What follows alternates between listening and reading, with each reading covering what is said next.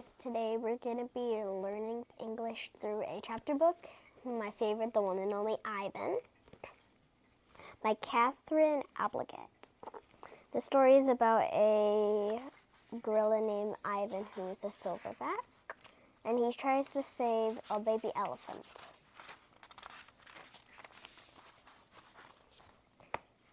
Hello, I'm Ivan. I am a gorilla. It's not as easy as it looks.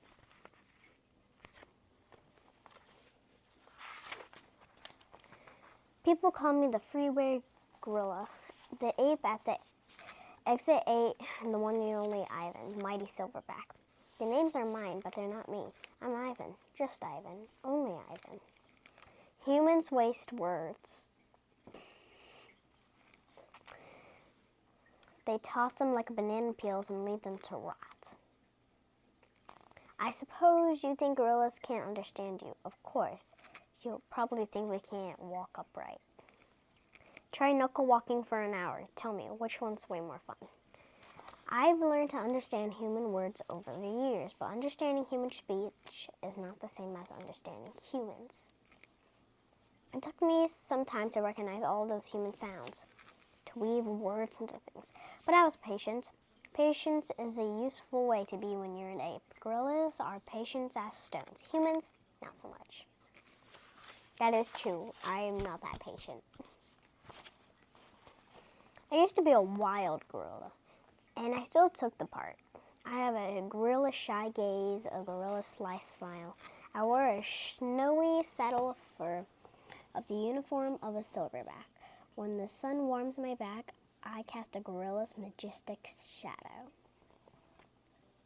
In my size, humans see a test of themselves. They hear fighting words over the winds. What I'm thinking is how late of the day reminds me of a ripe nectarine. I'm mightier than any human, 400 pounds of my pure power. My body looks made for battle. My arms outstretched span taller than the tallest human. My family tree spreads wide as well. I am a great ape, and you are a great ape. And so are chimpanzees, and agasumanis, and bonobos. All of us distant and tristful cousins. I know this is troubling. I find it too hard to believe connections across time and space linking me to a race of ill-mannered clowns. Chimps. There's no excuse for them.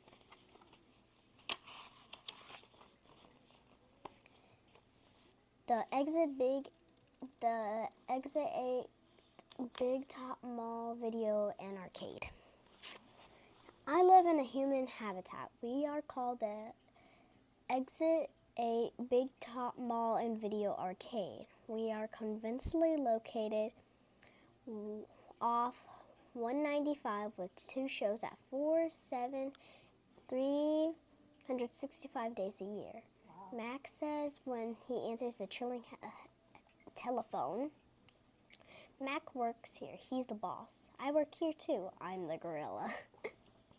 At the Big Top Mall, a creaky music carousel spins all day, and monkeys and parrots live in the almond merchants. In the middle of the mall, there's a ring benches where humans can sit on their rumps while they eat soft pretzels. The floor is covered with sawdust made of dead trees. My domain is one at the end of the ring. I live here because I'm too much gorilla and not enough human. Stella's domain is next to mine. Stella is an elephant. She and Bob, who is a dog, are my dearest friends. At present, I do not have gorilla friends. At my domain, I have a thick glass and trusty metal and rough cement. Stella's domain is made out of metal bars. The sunbear's domain is wood. The parrot's wire is made out of mesh. Sweetie, do you remember Stella? One of your best friends? Yes. And Mama likes elephant. Do something nice to Stella. Oh, and Stella, if you're watching this, Stella the elephant reminds me of you. I forgot who this one's name is, but it's a baby elephant. But you'll see in the story.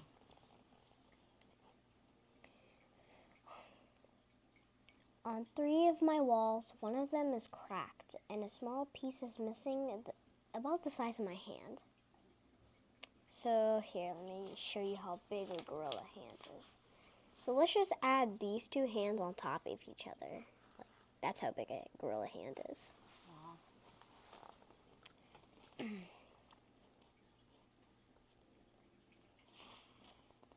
I made a hole with a baseball bat when Mac gave me for my 6th birthday. After that, he took a bat away, but he let me keep the baseball that came with it. A jungle scene is painted on one of my domain walls. It has a waterfall without water and flowers, but descent in trees without roots. I didn't paint it, but I enjoy the way the shapes flow across the wall. Even it's not much of a jungle.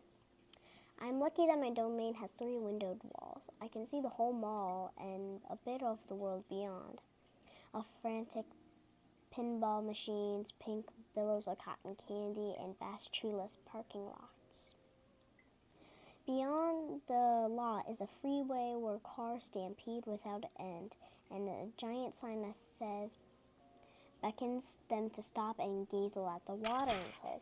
The sign is faded. The colors were bleeding, but I know what it says. Mac reads it out loud one day. Come to the exit a Big Top Mall video arcade, home of the one and only Ivan Mighty Silverback. Sadly, I cannot read, although I wish I would. Reading stories is a fine way to fill my empty hours. Once, however, I can enjoy a book left in my domain of one of my keepers. Oh. It tastes like termites. Uh-oh. He ate the book. He ate the book. You shouldn't eat paper, guys. It has a lot of material and it's bleached. That's what makes it white. The freeway billboard has a drawing of Mac in his clown clothes and Stella on her hind legs and an angry animal with fierce and unkempt hair. That animal is supposed to be me. The artist made a mistake. I am never angry. Oh. Sorry guys, if it's a bit blurry, you can tell me. This is Ivan, Stella, and Mac.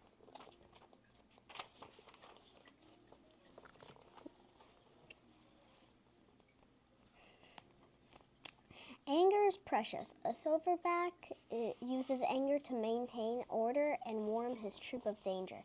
When my father beats his chest, it was to say, beware, listen, I am in charge. I am angry to protect you is because of what I was born to do. Yeah. Every father does that, right? Mm-hmm. Here in my domain, there's no one to protect. Uh-oh. The littlest big top on earth. The littlest. Like about that small. My neighbors here at the Big Top Mall know many tricks. They're educated a lot, more accomplished than I am. One of my neighbors plays baseball, although he is a chicken. Another drives a fire truck, although he is a rabbit. I used to have a neighbor, a sleek, thoughtful seal, who could balance a ball on her nose from dawn till dusk. Her voice sounds like a throaty bark of a dog chained outside on a cold night. Children wished on pennies and tossed them to the plastic pool. They glowed from the bottom like flat copper stones. Uh-oh. The seal was hungry one day, or bored, or perhaps so she ate 100 pennies.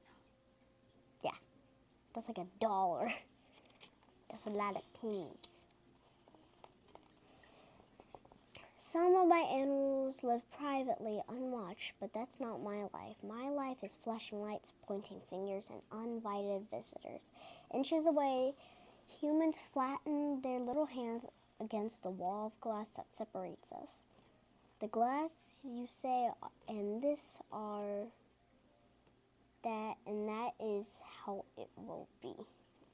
Humans leave their sticky fingerprints behind, with sticky candy and slick with sweat.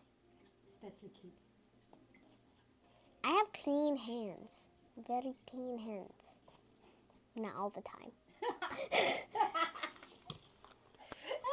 It's true. It's true. When I was a little kid, I would keep my hands clean for like 30 seconds, then I would see a muddy puddle and I'll just dig my hands in it. Sometimes I press my nose against the glass, like a nose print, like your fingerprint too. It is the first and last and only one. The man wipes the glass when I am gone. Here in my domain, I do not have much to do. You can only throw so many balls at me before humans get bored. Oh, he meant to say you humans before you get bored. Oh. He does not like humans. Don't say that. Humans protect them. True. But also they make animals extinct. That's why. I have a stuffed toy gorilla too. Julia, the daughter of it, gave to me. The gorilla has empty eyes, floppy limbs, but Max soon realized that people will pay for the pictures made by a gorilla, even though they don't know what it is. Now I draw every day. My work sells for $20 a piece, $25 with frame. At the gift shop near my domain, I get tired and break in to eat my crayons. Yeah, he eats his crayons. You should not eat crayons. I've always been an artist. Even as a baby, still clinging to my mother, I had an artist's eye. I saw shapes in the clouds and sculptures and tumble stones down at the bottom of a stream. I grabbed at colors. The crimson flowers was just out of reach, and the inami bird was streaking past. I don't remember much about my early life, but I do remember this. Whenever I got the chance, I would dip my fingers into cool mud, and then I would use my mother's back for a canvas. She was a patient soul, my mother. Why she reminds me of you? I like to draw, and I still draw. Yeah, I draw anime. you do. But for some reason, I don't show Mommy. Oh, this is how he draws. Like, he just drew scribbles. Scribbles don't cost 20 bucks. Someday I hope I can draw the way Julia draws, imagining worlds that don't yet exist. I don't know what most humans think, but they think gorillas don't have imaginations. They think we don't remember our past or ponder our futures. Come to think of it, I suppose they have a point. Mostly I think that what is, but not what it could be. I learned not to get my hopes up. The loneliest gorilla in the world.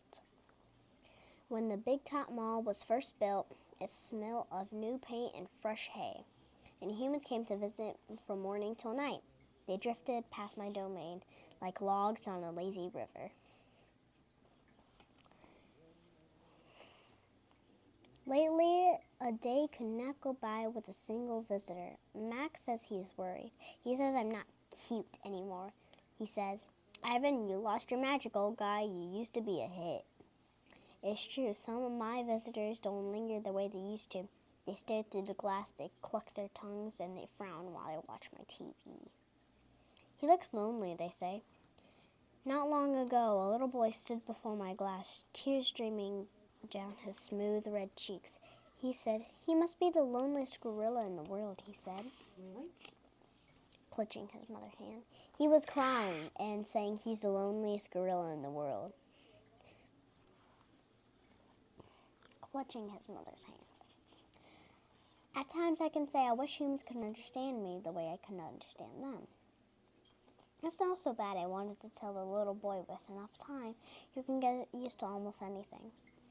My visitors often surprised when they see TV and that Mac put in my domain.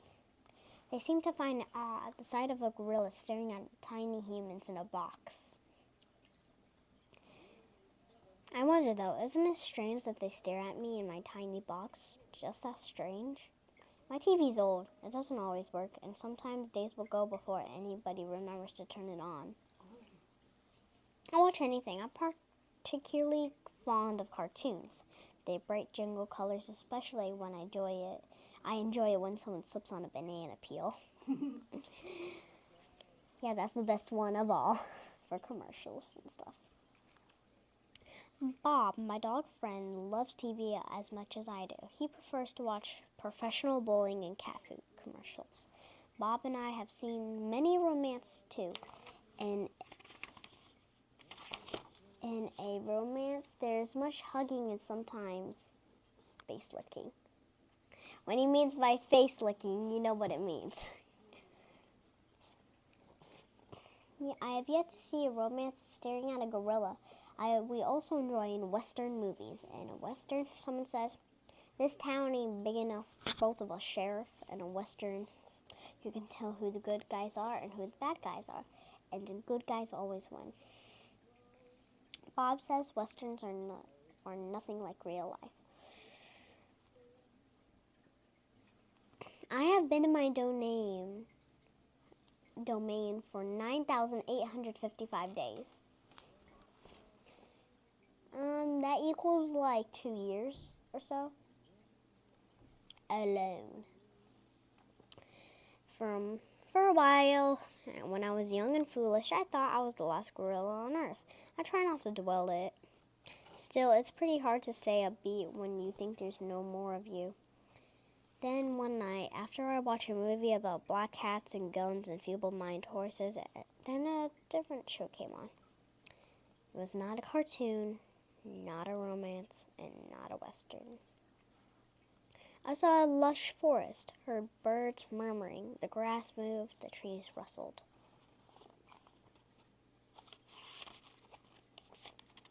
Then I saw him.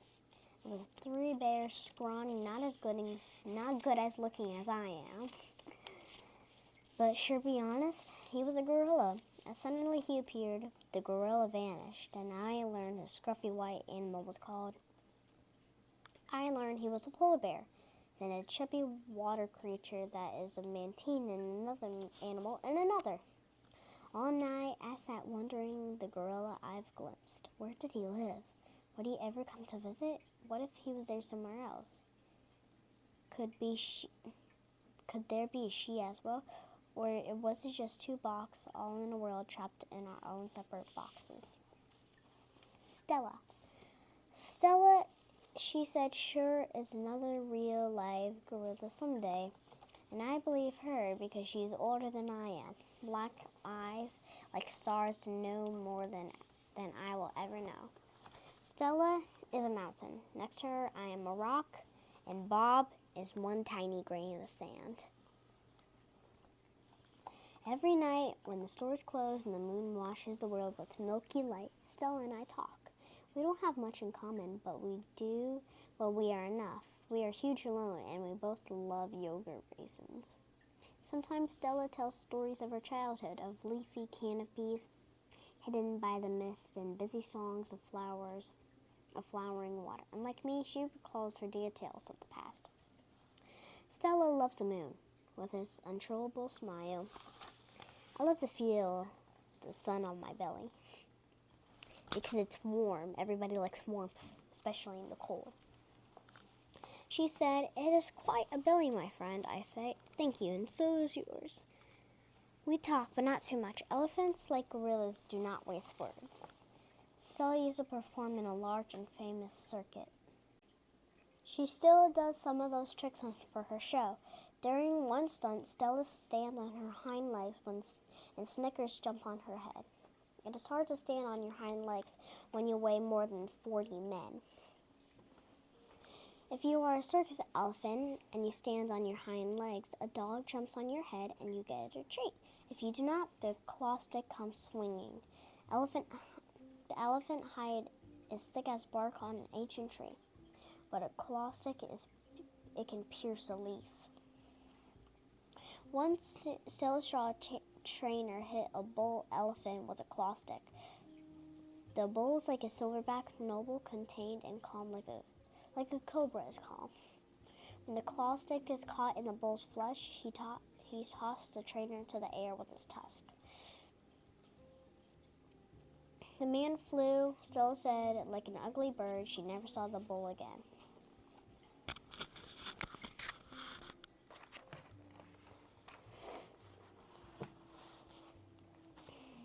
Stella's trunk.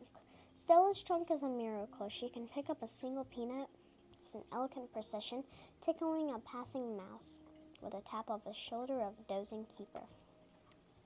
Her trunk is remarkable, but it still can't unclatch the door of her tumble-down domain. Circling Stella's legs are long ago scars from chains she wore as a youth, her bracelets, she calls them. When she worked at a famous circuit, Stella had to balance on a pedestal from her one most difficult trick. One day she fell off and injured her foot. When she went lame and lagged upon the other elephants, the circus told her to mac. Stella's foot was never healed completely. She limps when she walks. And sometimes her foot gets infected when she stands on one place for too long. Poor girl. Last winter, Stella's foot swelled twice as normal as the size. She had a fever, and she laid on the damp, cold floor for a domain in 5 days. They were very long days. Even now, I'm not sure if she's completely better. She never complains, though, so it's hard to know. At the Big Top Mall, nobody bothers with iron shackles and bristly ropes that tie to the bolt of the floor. That's all it's required. I think I'm too old to cause trouble, Stella says. Old age, she said. It's a powerful disguise. That is true, though. Some people look very young, but they're like older than the age. Like my teacher Miss Six, she looks like she's 19, literally, but she's 23. Like how? My dad is in his 30s, but he looks like he's in his 20s. What about me? My mother looks like she's 23. No, be honest. It's okay. I like to be called older. But there's some funny things about my mama. She doesn't want kids to grow up. She says, "Stay, my beautiful baby child." Yes, because I enjoy when you're young. Oh my God, I love it. Yes. Respect your parents, kids, and stay as long as a child as you want. And if your parents want you to grow up, then grow up. Aw, thank you. Aren't you a sweetheart? Sometimes. No, you are a sweetheart. Yes. It's been 2 days since anybody has come to visit. Mac is in a bad mood. He says we're losing money hand over fist. He says he's going to sell the whole lot of us. Oh my. When Thelma, blue and yellow mad call, demands, "Kiss me, boy, for the 3rd time in 10 minutes." Mac throws a soda can at her. Uh-oh. Thelma's wings are clipped so that she can't fly, but she can still hop. She leaps aside in the nick of time. "Pucker up," she said with a shrill whistle. Max stomps in his office and slams the door shut. I wonder if my visitors have grown tired of me. Maybe I'll learn a trick or two. It will help. Humans do seem to enjoy watching me eat. Luckily, I am hungry. I am a gifted eater.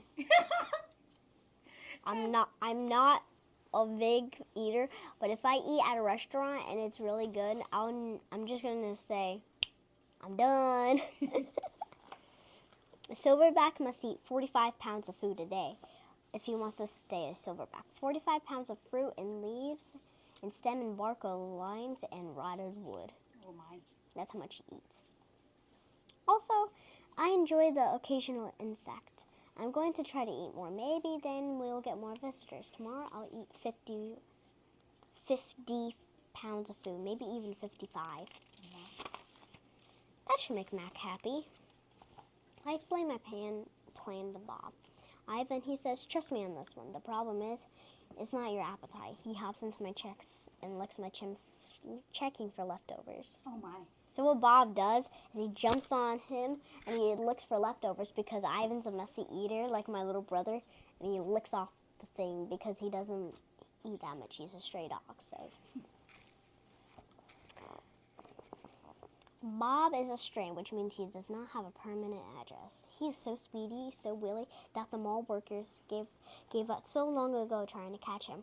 Bob can sneak into cracks and crevices like a tracked rat.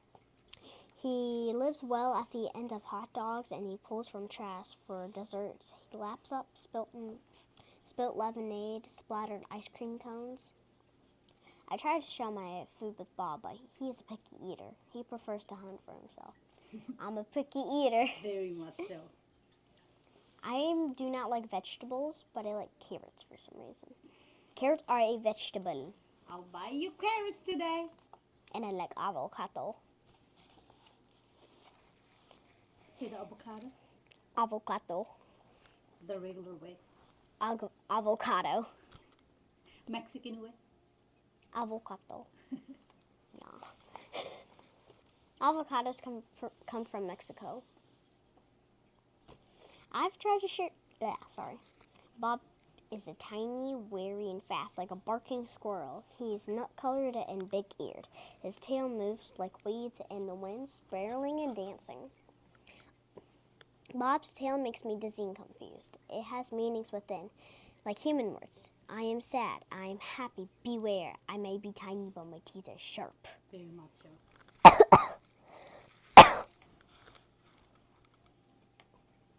Gorillas don't have use for tails. Our feelings are uncomplicated. Our rumps are endured.